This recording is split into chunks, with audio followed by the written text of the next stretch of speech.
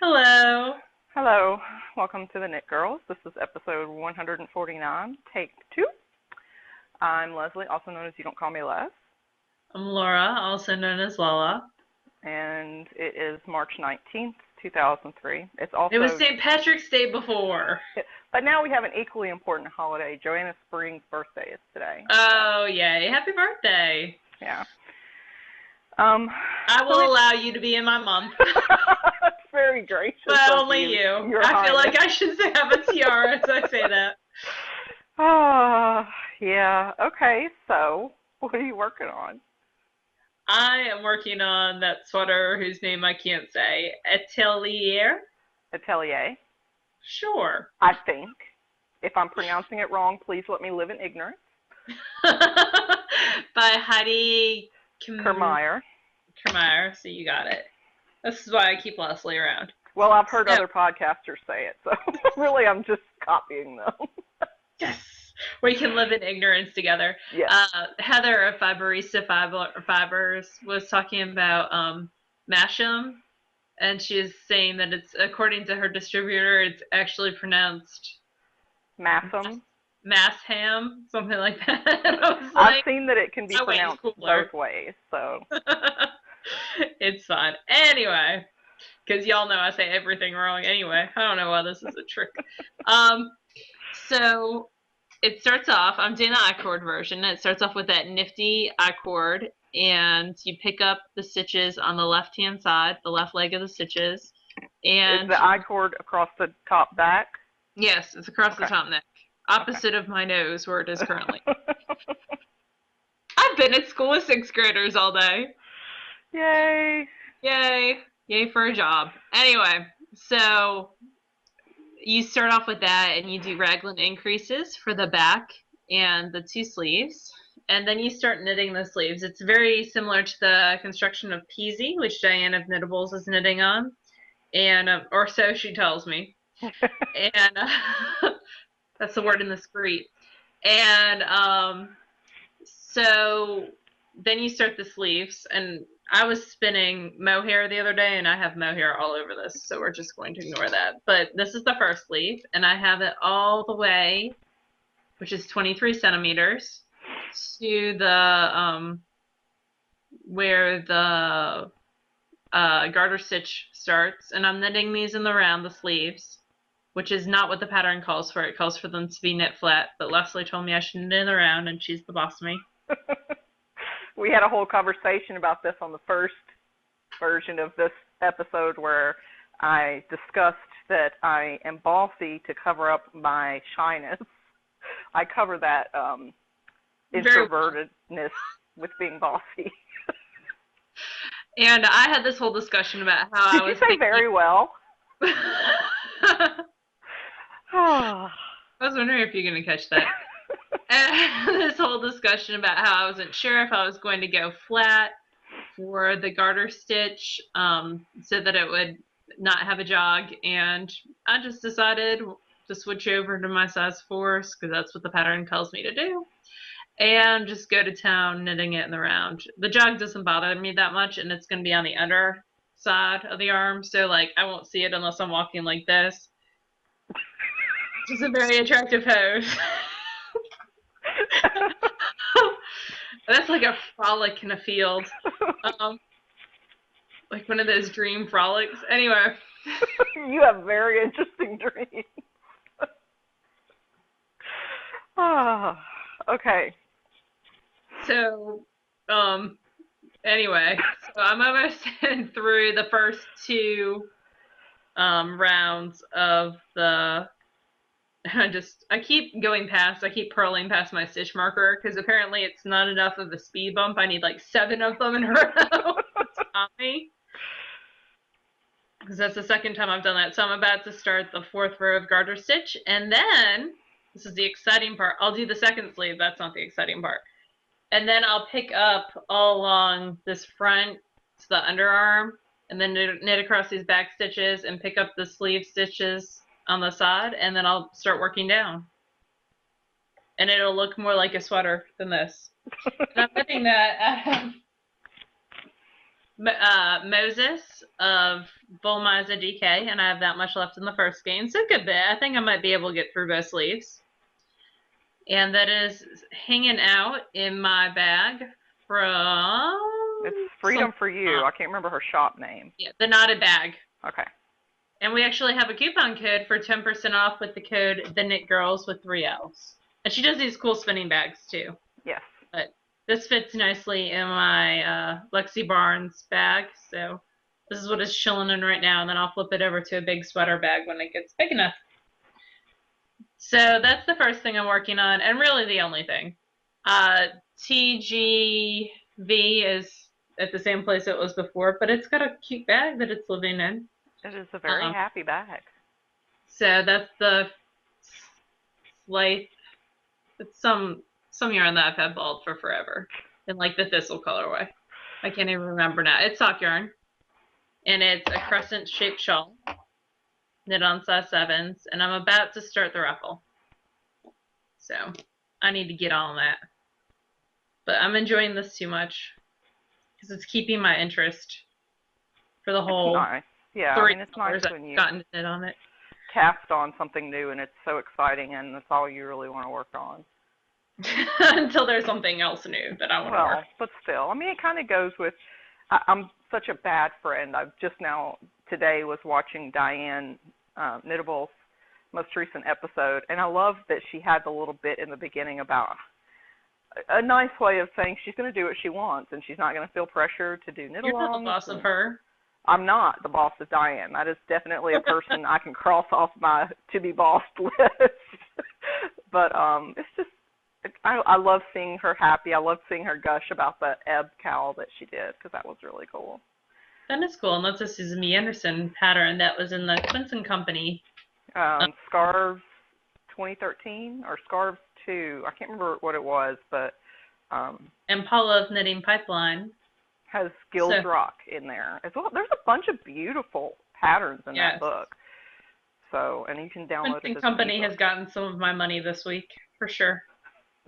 I'm curious to try some of their yarn because I keep hearing people talk about how reasonably priced it is. Now it's nice to work with, but I just haven't had a chance to get any yet. So, what are you working on? Feverishly over there. I'm trying to get to the end of the row. I'm almost there. So, like Laura, I cast on something new this week, and it has been holding my interest quite well. And I talked another podcaster into casting it on, so you'll be seeing it on another show soon, too. It probably came out before our show. No, she hasn't recorded yet. Anyhow, so let me show you the pattern first.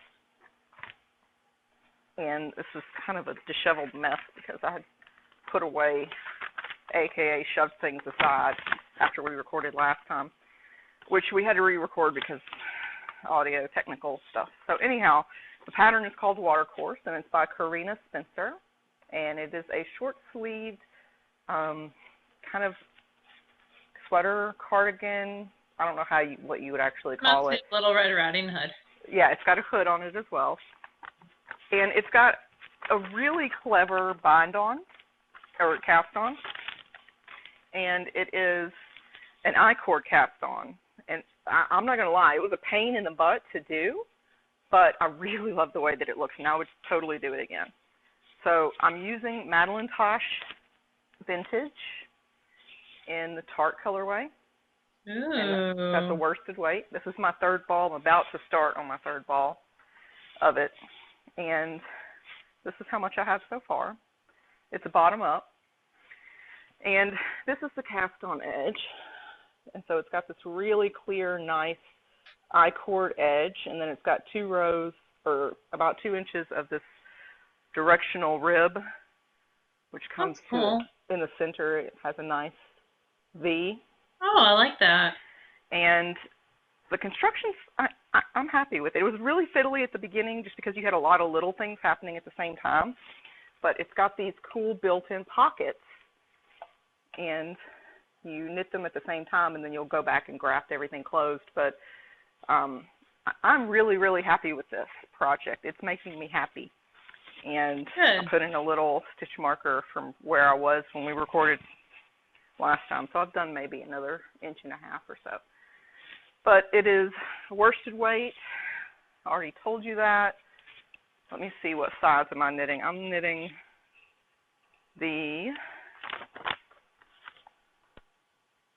I think it's the size, oh, there it is. I'm knitting the size 45.5, even though I'm a 48-inch chest, because you should have 2 inches of negative ease, and because it's not closed and fitted at the center, that extra 1/2 inch I wasn't worried about. You can always try it on and add bust darts too. That's true. And when I did a gauge swatch, I was off by about a 1/2 stitch over 4 inches, so it should make it up anyway. So nobody recall this point if something goes terribly wrong, and I woe and cry about how it doesn't fit me. I totally call dibs on that sweater if something goes totally wrong and it fits me instead of you. I'll even replace it with fresh tart. You're a very good friend to me. I am. I also have the socks for Tammy, the green ones, the Mabel.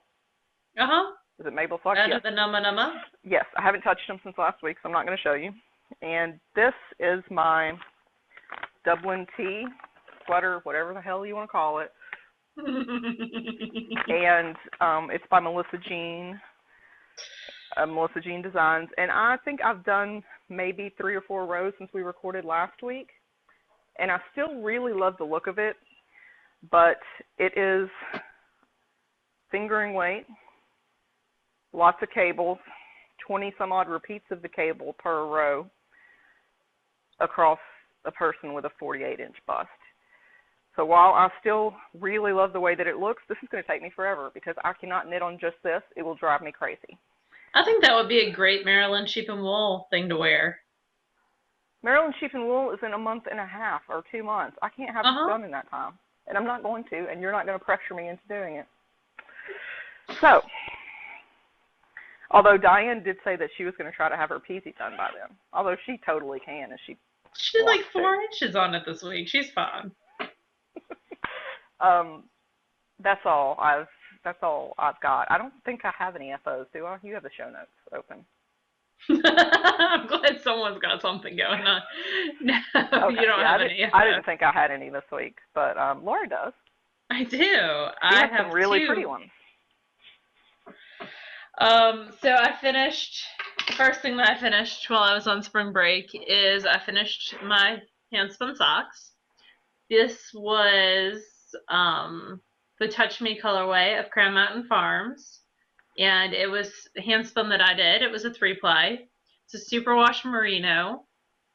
When they dye, I guess according to what people hearsay, let's just say hearsay, the word on the street is they dye.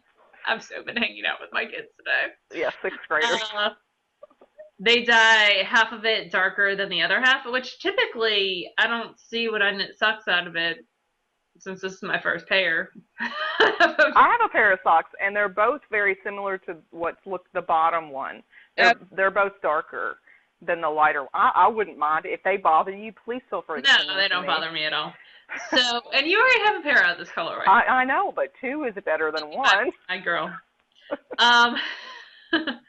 So when I divide to spin Crown Mountain Farms, it's pretty thin. It's like a pencil roving, and so I just wind off like 2 and 2.33 ounces on a scale, and I don't try to divide it vertically in half. I just weigh it and go. So I thought that would take care of that, meaning that 1 ply would be darker, 1 ply would be middle. They would blend, yeah. But that didn't happen, and I'm fine with that. They're nice, squishy socks. They were knit on like size 1 or 1.5. Whatever I felt like, and was probably sitting by my desk. That's about it for these. I'm excited to see how they wear. I'm probably going to cast on another pair of handspun socks pretty soon. This is my 2nd pair. My first pair was out of one of the Socks That Rocks kits in the sherbet colorway. The crazy bright one. I love, and their socks, once you ply them and actually knit them up, are not super bright, actually. They're pretty dull. I have But that same kit somewhere. yeah, That's that fiber is pretty bright. But anyway, these are going in the sock drawer for me. Um, and then I also finished my vest. It's the cap sleeve cardigan vest, and none of the ends are woven in on this because I'm lazy, even though I finished it a week ago. I was gonna say you had an extra 2 days to do this. Okay. Um, I made it much shorter. It's 20, no, it was like around 19 inches versus the 28 to 30 inches it's supposed to be. So, but I used almost, I want to say 4.5 or 5.5 skeins of yarn, whatever I had is now gone but a half inch. I like the little double moss stitch detailing. It is a vest with cap sleeves so that the sleeves go like right to there, which Mhm. is nice. And I have around 20 ends to weave in, which is not nice. Um, and that's about it. It's gray. It's gonna go really well with my black pants to wear to work. I With heard you were gonna wear a cami under it. no. We had this whole discussion last time about so in the picture, the photograph for the people. Okay, so alterations that I made. I made the ribbing both here and on the sleeves 8 repeats rather than 3 because I wanted it to be a little bit higher because on the model and on me when I first tried it on it was super low and she's got it, the model does, over a cami and that would not fly for me. To Because be Laura wants to be able to wear it to work, and she works in a yes. school, and they don't appreciate when you have your boobs hanging out at school. No. So it's gonna be worn over a t-shirt, and I'm excited. I need to block it still. I still haven't blocked my iced, so I have 2 gray items to block, and then I need to reblock and wash my other gray sweater. So I might have a gray sweater washing and blocking party pretty soon. First, I have to weave in the ends. Ice has the ends woven, and I've actually worn it out. It just needs to be, all those stitches need to relax and chill and take a little bath and hang out with their friends and adjust. So there's no crazy tension. Have a couple drinks, chill. So, Ooh. um, So I'm gonna lie. I'll show you an old FO that I'm okay. using for warmth because it's cold in my basement, and I didn't want to. And I was wearing a hoodie. oh, But this is I knit this. I've been knitting maybe less than a year, I think, because I wore this to the first spring fling. that's your bee fields. This is my Bee Fields, and it is a shawl by Ann Hansen, and it is knit out of Woolmiza lace in the Peppermint Prince That's colorway. And it was a lot of fun to knit. I learned a whole lot, and it was the first item that the first big item that I blocked, with stretched out and pinned it out and everything. It's only ever been blocked once because I almost never wear it because I'm afraid. Because with normal lace, I'm not so worried, but the way that the bees are done on here, it's got like 3 or 4 strands on each side of the bee, and I'm always afraid they're going to catch, so I don't wear it out often, which kind of sucks because I spent it's a lot of really time on this pretty. thing. You But need to wear it more often. yeah, so that's my Peppermint Prince Bee Fields, and that is actually on my project page, unlike everything else I've knit for the past year and a half. I would say for the past 3 years. Okay, who's one to talk? I'm not saying anything. I'm just saying since we started a podcast 3 years ago. This is very true. Like I almost never label my hand spun anymore with how many yards it is, because when I pull it out to use it, I'll just go and search on our show notes and see how many it was. See, I used to do that, and then I've been caught not knowing, not being able to find several times. So now I keep a notebook. Actually, it's right here. And what I do is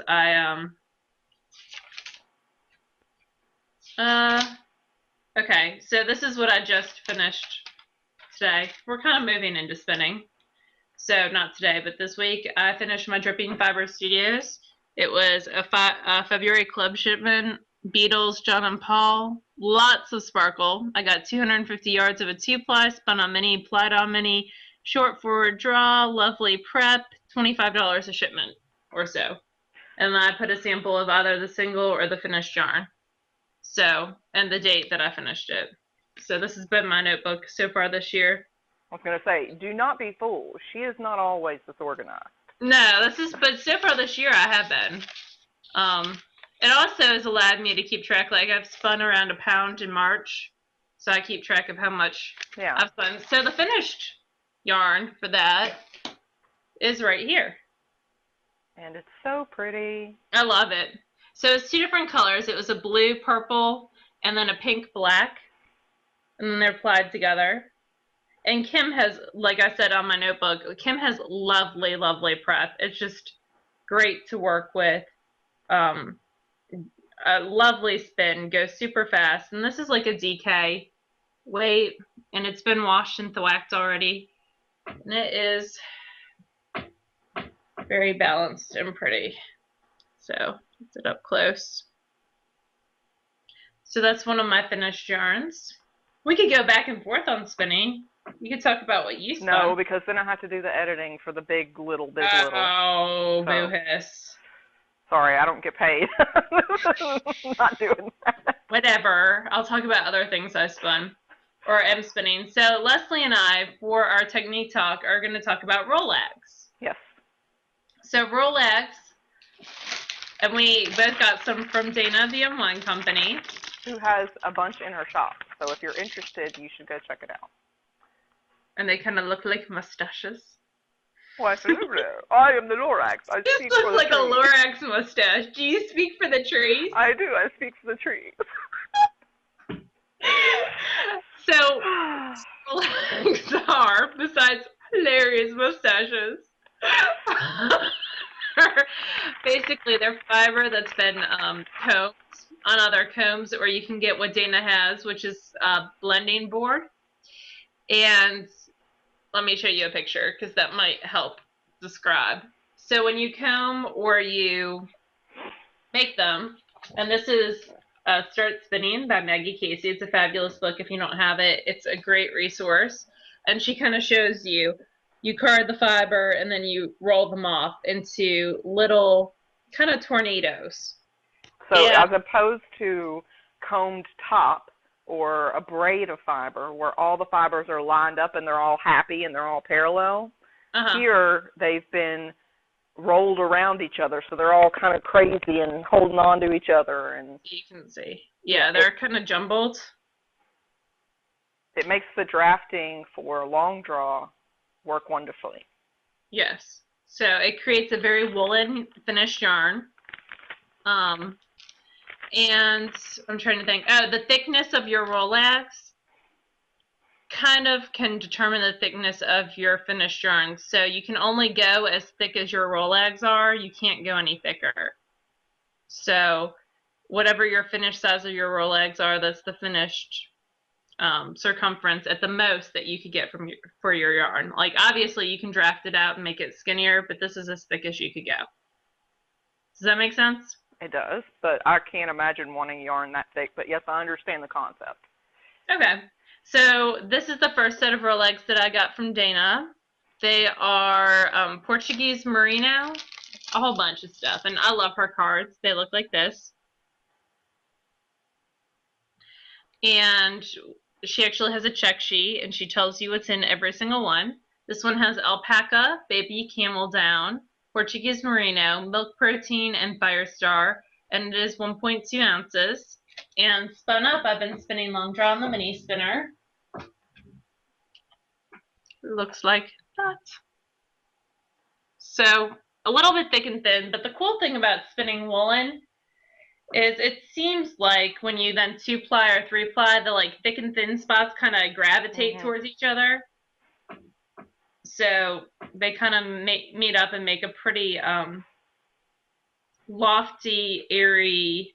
They balance each other out too. So the thick spots in one ply are going to gravitate towards the thin spots in another to make everything as balanced as possible. And so other things that I've been spinning woolen is I finished the Romney. So I had 8 ounces of Romney. So here's my little skein, and this was spun woolen long draw on the mini spinner, and here's the big other skein. And you can kind of see how both hairy, so to compare these two together, the Romney is a lot more fuzzy than, because it's been spun woolen, and a lot more airy than the worsted spun bats from dripping fiber. So just a comparison there. And then other things that I have on my wheel, I have some sat down that I'm long drawing, which looks like that. And then I also have the fiber from Tiff by Hand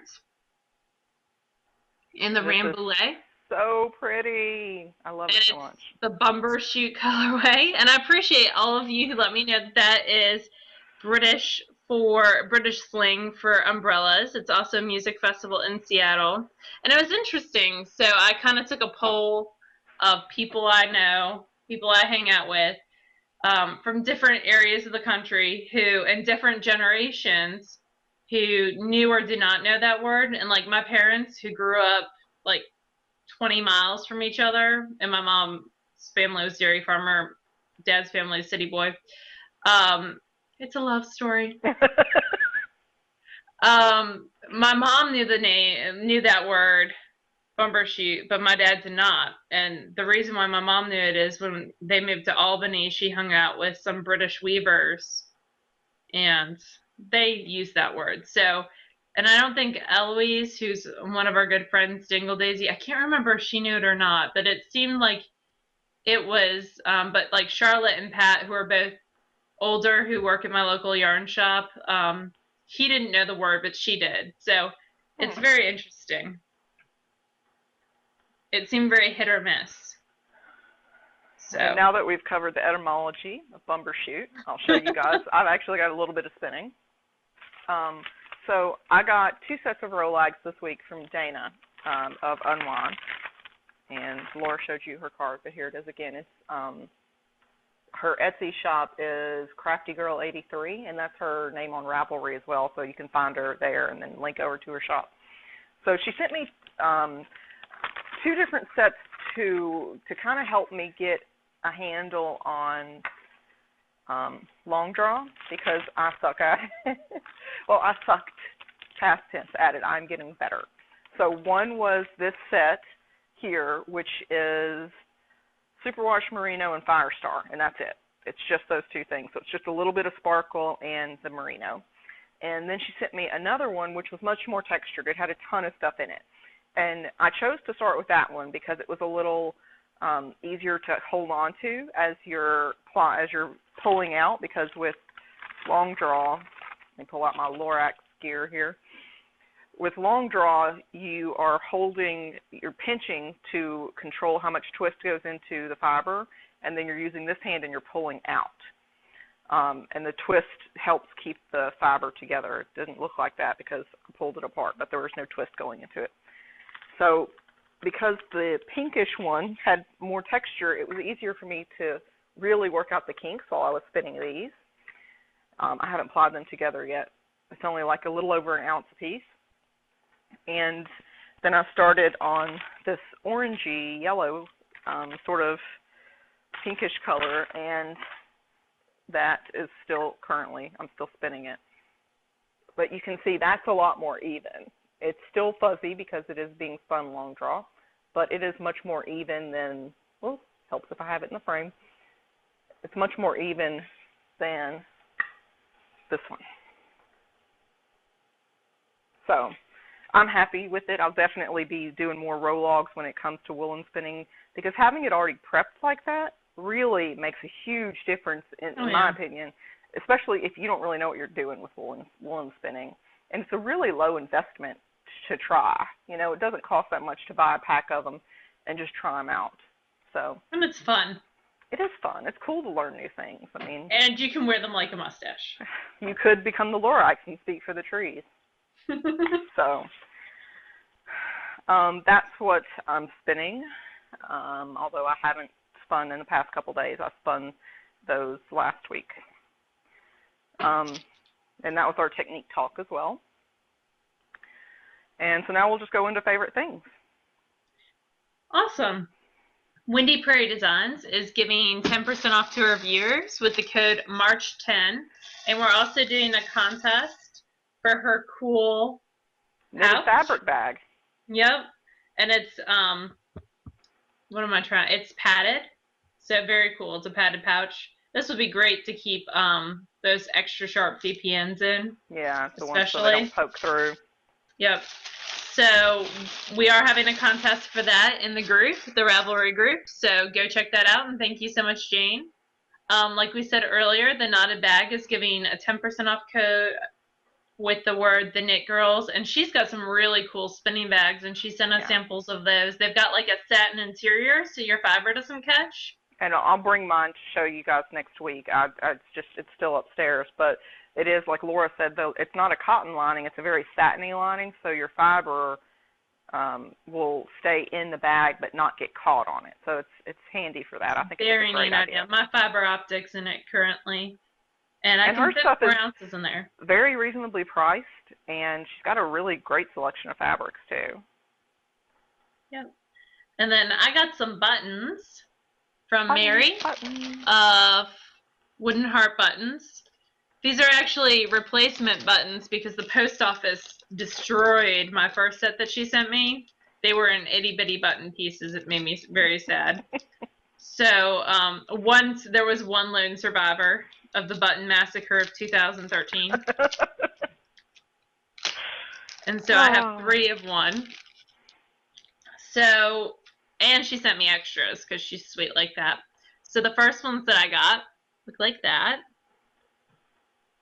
And I have 3 of those. And then I got 2 of these. I love that. I think they're very cool. And then she sent me 2 extra, which are these ones.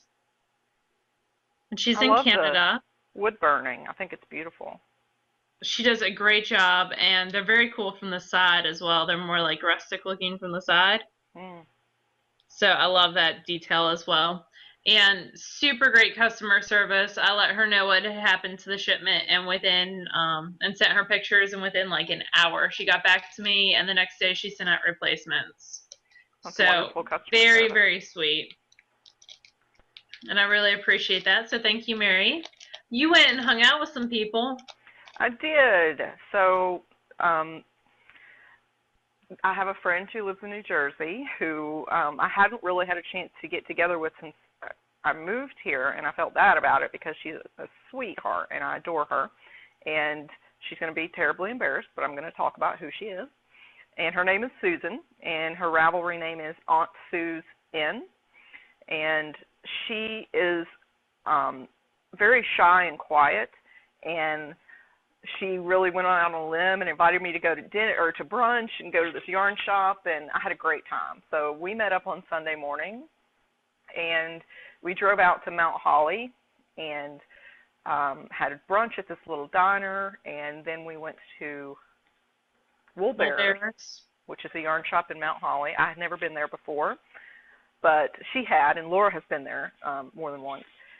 And it's a great shop. They had a really nice selection of stuff. They had tons of books and magazines and buttons, and they even had some spinning fiber. And it's funny because we got there, and maybe 10 minutes later, we had gone off in sort of different directions looking for different things. And I hear the door ding, and I look over, and there's Dorian, Simply Me 5252, who is just bubbly and happy and adorable. And it was way too much awesome for one day. Like, I had a really great time. We got to catch up. And so Dorian just came down to look at spinning wheels. She didn't realize that you'd be there. No, and she actually hadn't made the effort to go out to a local yarn shop in a while, and she kind of forced herself to get up and get out today, and it was a total happenstance that we happened to be there at the same time. And she doesn't even live in New Jersey. She lives in Philly. So it was really cool, and I was very happy to get to hang out with both her and Susan. So I remembered to bring down the stuff that I got there. They dye their own yarn and fiber there, and they had some beautiful hand-dyed yarns in this variegated worsted that I really wanted, but I have sworn off single skeins, and I'm not knitting a sweater out of like highly variegated yarn, so I didn't get it. but I wanted it, but I didn't get it. But I did buy some roving because they were selling 4 ounces of hand-painted merino for $10. That's a great deal. So it's in browns and sort of magentas and teals and whites. So I might like experiment with some 3-ply with this because it is only $10. I'm not worried about like ruining a favorite, fiber. So that'd be fun to cable, I bet you. Yeah, cable ply. I've never done cable ply. So that would be fun. And then I bought a sweater's worth of Barocco vintage because I've knit with this before and I really like it. And this is a worsted, and it's 217 yards of skein. I got 7 or 8. I don't remember how many because I'm a bigger person. It takes more to make a sweater. But it's in this like purpley, almost denim color. I really like it. I like it a lot. So I don't know what I'll knit with it yet, but I'm not certain that my stop buying single skeins and buying sweater lots is really saving me any money. I'm not certain that that's happening because yesterday I got my shipment of fat squirrel fibers. Oh, did you? I did, and that was also a sweater slot of red because I love me some red, and it's medallion red, and this is a DK weight, I think, and it's 246 yards of a superwash BFL. Pretty. And I got several skeins of this, enough to make a sweater. And I love her little super simple graphic. Very nice. And she has that on the box as well. Thank you. How cute. So anyway, I ordered enough to fill this box. So you just fill in the blanks there. But I'm excited. Around at least 1,500 yards of a DK to make a decent sweater. Anyhow, I've never knit with superwash BFL, not in worsted weight or DK weight. So I'm interested to see how this works. It'll be fun. It'll be harder. It won't pill as much as merino will. So that'll be cool. Well, the softer fibers are typically short staples. Yeah. And the pills in your sweater are when ends of fibers are popping out. Right, the short fibers work themselves out. So the shorter the staple of the fiber, the more pills you're going to have. That's why cashmere sweaters or Angora sweaters tend to pill a lot more than never knitting a sweater with cashmere again. anything else. Also, I got a skein of the Kirby Werby yarns that we gave away a skein of it a couple weeks ago, and I loved the colors. So I got Witches Be Trippin' because it was funny and I like the colors. So it's got like a electric purple, lime green, and black. So I'm excited. And it's 450 yards of skein of the 75-25. So I'm happy with it. I think it's beautiful. I think she does some really nice colors. So I think that's all. Do you have more stuff? That is all. Nope, that's it. Okay. So technical issues notwithstanding, I hope to have this up tonight, Tuesday night, maybe early Wednesday morning, depending on how long Blip takes. And we'll see you guys again in, 5 days? Yeah, just a little bit. Not too long. And then the week after that, I'll be with Leslie, and we'll be recording together. Yes, it will be fun. Laura's birthday weekend, and she'll be here, and we're going to go to New York City probably on that Saturday. We may work out a time we're going to be at one specific shop. Maybe we can do a meetup or something, but we haven't really decided. So we have to see what shops are open because it is the day before Easter. Yeah.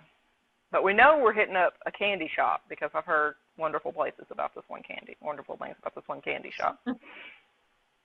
So anyhow, I hope you guys have a wonderful week, and I hope that this episode goes up, and we'll see you next time.